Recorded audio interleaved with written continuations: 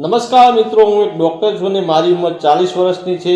એક દિવસ અંદાજે 28-29 વર્ષની એક સુંદર યુવતી પોતાના 7-8 મહિનાના બાળકને લઈને હોસ્પિટલમાં આવી।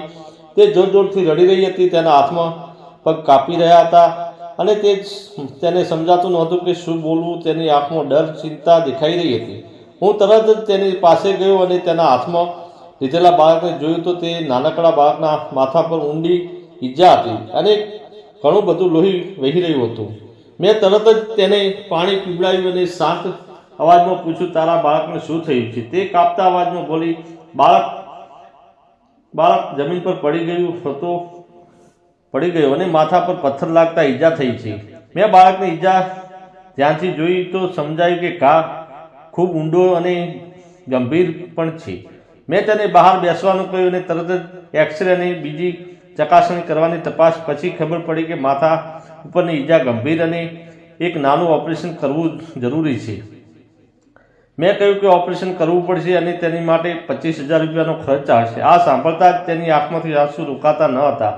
તે ધીમેથી બોલી, ડૉક્ટર સાહેબ, હું ખૂબ જ ગરીબ છું, એક ઝૂંપડામાં રહું છું। આમ કહેતા તેણે પોતાના કાનની બુટ્ટી ઉતારીને મારા પગમાં મૂકી દીધી અને કહ્યું કે સાહેબ, મારા બાળકને બચાવી લો અને આ મારા આભૂષણો લઈ લો। તેના આ શબ્દો સાંભળીને મારા દિલમાં એકદમ દુઃખની લહેર દોડી ગઈ। એક ક્ષણે મને સમજાયું કે માતાનો પ્રેમ કેટલો નિસ્વાર્થ અને અત્યાગમ હોય છે। મેં તેની તરફ જોયું અને કહ્યું, આભૂષણ તમારી પાસે રાખો, જ્યારે પૈસા હોય ત્યારે આપજો, ત્યારે એની જરૂર નથી। તે વારવાર મારો આભાર માનતી રહી હતી અને મારી આંખમાં પણ આંસુ આવી ગયા। મેં તરત જ ઓપરેશન થિયેટર જઈને બાળકનું ઓપરેશન શરૂ કર્યું। ઓપરેશન કરતી વખતે વારવાર મારા મનમાં એક દ્રશ્ય ફરી રહ્યું હતું। મને ખૂબ જ દુઃખ થઈ રહ્યું હતું, પરંતુ મેં પોતે સંભાળ્યો અને પૂરી લગનથી ઓપરેશન કર્યું। થોડા સમય બાદ ઓપરેશન સફળતાપૂર્વક પૂરું થયું અને હું બહાર આવ્યો। બહાર તે આતુરતાથી રાહ જોઈ રહી હતી। મેં સ્મિત સાથે કહ્યું, ઓપરેશન સારું થયું છે, થોડા દિવસમાં તમારું બાળક સંપૂર્ણ સારું થઈ જશે। મારી વાત સાંભળીને તેના ચહેરા પર રાહત થઈ અને ખુશીના ભાવ આવી ગયા। કેટલાક દિવસો સુધી હું રોજ સવારે અને સાંજે બાળકને જોવા જતો રહ્યો, હંમેશા મારો આભાર માનતી। અંદાજે 1 અઠવાડિયા બાળક બિલકુલ ઠીક થઈ ગયું અને ડિસ્ચાર્જનો સમય આવી ગયો। મેં છેલ્લી વાર બાળકની તપાસ કરી અને તેને કહ્યું, તારું બાળક હવે સંપૂર્ણ સ્વસ્થ અને સારું છે, તમે લઈ જઈ શકો છો। પછી હું મારા કેબિનમાં બેઠો હતો ત્યારે તે અંદર આવી। તેણે પોતાની થેલીમાંથી પૈસાનો એક બંડલ કાઢીને મારી ટેબલ પર મૂકી દીધું। મારી નજર તરત જ તેના ગળા અને કાન પર ગઈ, ત્યારે આભૂષણ નહોતા। મને સમજાઈ ગયું કે તેણે પોતાના આભૂષણો ગીરવે મૂકીને અથવા વેચીને આ પૈસા લાવી છે। મેં તરત જ પૈસા લેવાનો ઇનકાર કર્યો અને કહ્યું, તમે આ ખોટું કર્યું છે। મેં તમારી પાસે પૈસા નથી માંગ્યા અને તમે તમારા આભૂષણો ગીરવે મૂકીને આ પૈસા લાવ્યા છો।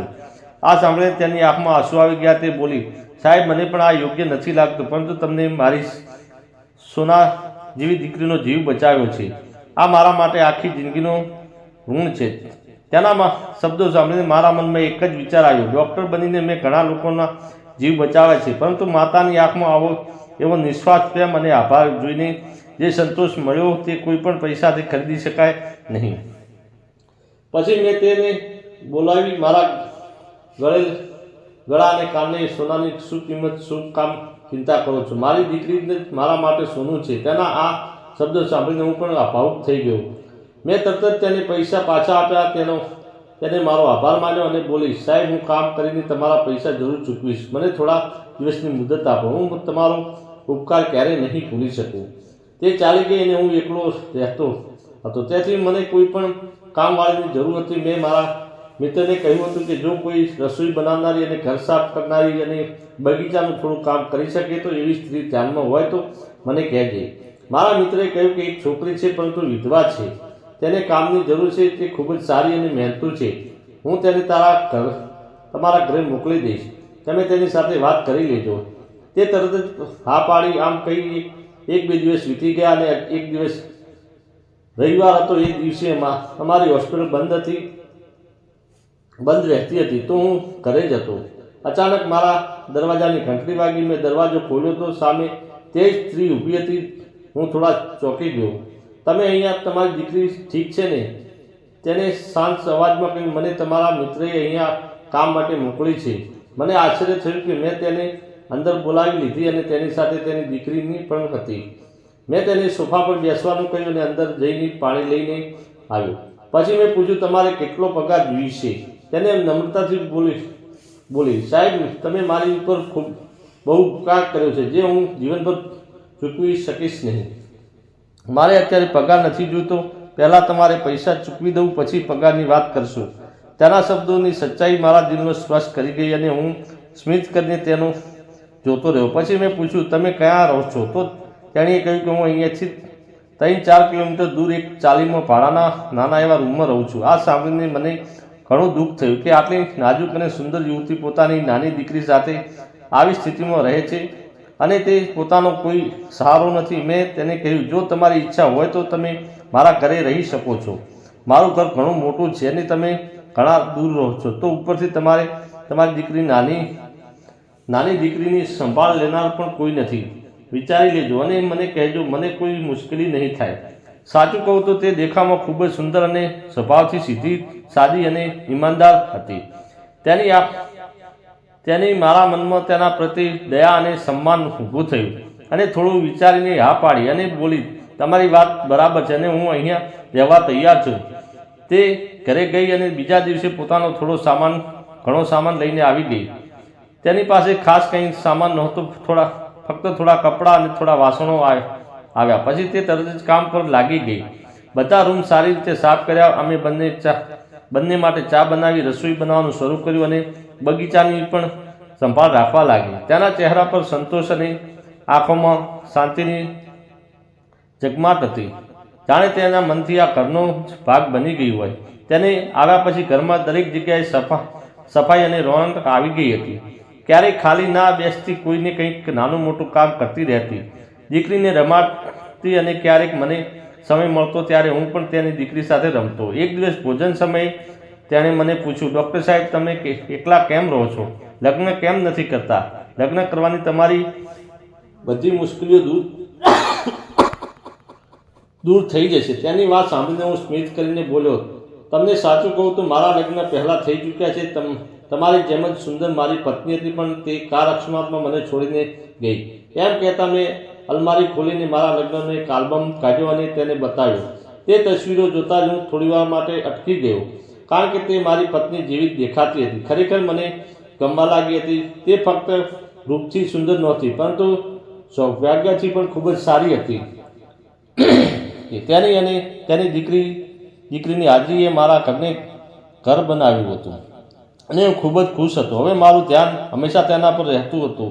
ભલે તે કામ કરતી હોય, રસોઈ બનાવતી હોય કે કપડાં સૂકવતી હોય, તેની દરેક હરકતમાં મને એક અલગ જ આનંદ મળતો. એક સાંજે હું મારા રૂમમાં પડ્યો હતો અને તરસ લાગી, તો મેં તેને અવાજ આપ્યો. થોડી જ વારમાં તે પાણીનો ગ્લાસ લઈને મારી આવી ગઈ. ગ્લાસ આપતી વખતે મારા હાથ અડી ગયો અને તે પળે મારા દિલમાં એક અજાણી ધડકન જન્મી.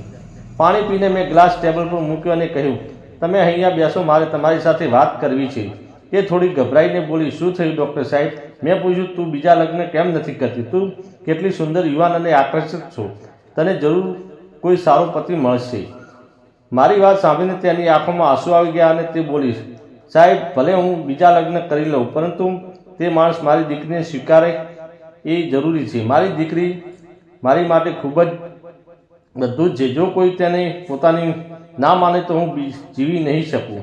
તેના આ શબ્દો સાંભળીને હું મારી લાગણીઓ પર કાબૂ ન રાખી શક્યો અને મેં ધીમા અવાજમાં કહ્યું, તું આવું ન બોલ અને મને તારી પ્રત્યે પ્રેમ છે. તું મને દિલથી ગમે છે. શું તું મારી સાથે લગ્ન કરીશ? મારી વાત સાંભળીને તે ચોંકી ગઈ. તેની આંખોમાંથી આંસુ નીકળ્યા. તે ધીમેથી બોલી, ડૉક્ટર સાહેબ, તમે ખૂબ સારા છો. તમે શરૂઆતથી જ મારી મદદ કરી છે, મારી અને મારી દીકરીની સંભાળ લીધી છે. મને પણ તમે બહુ ગમો છો અને હું તમારી સાથે લગ્ન કરવા તૈયાર છું. મેં તેમને વચન આપ્યું કે તેની દીકરીને ક્યારેય પારકી લાગવા નહીં દઉં. તેને મારી પોતાની દીકરી માનીને જ ઉછેરીશ અને જેટલો પ્રેમ તને આપું એટલો જ તેને આપીશ. તે મને ગળે લગાડીને રડવા લાગી અને અમે પ્રેમની દુનિયામાં ખોવાઈ ગયા. થોડા દિવસોમાં અમે કોર્ટ મેરેજ કર્યા અને કોર્ટ મેરેજ કરી લીધા. આજે અમે બંને ખૂબ જ ખુશ છીએ અને સંતોષ સાથે જીવી રહ્યા છે. તો મિત્રો વાર્તા ગમી હોય તો લાઇક, શેર અને ચેનલને સબસ્ક્રાઈબ કરવાનું ભૂલશો નહીં. ધન્યવાદ.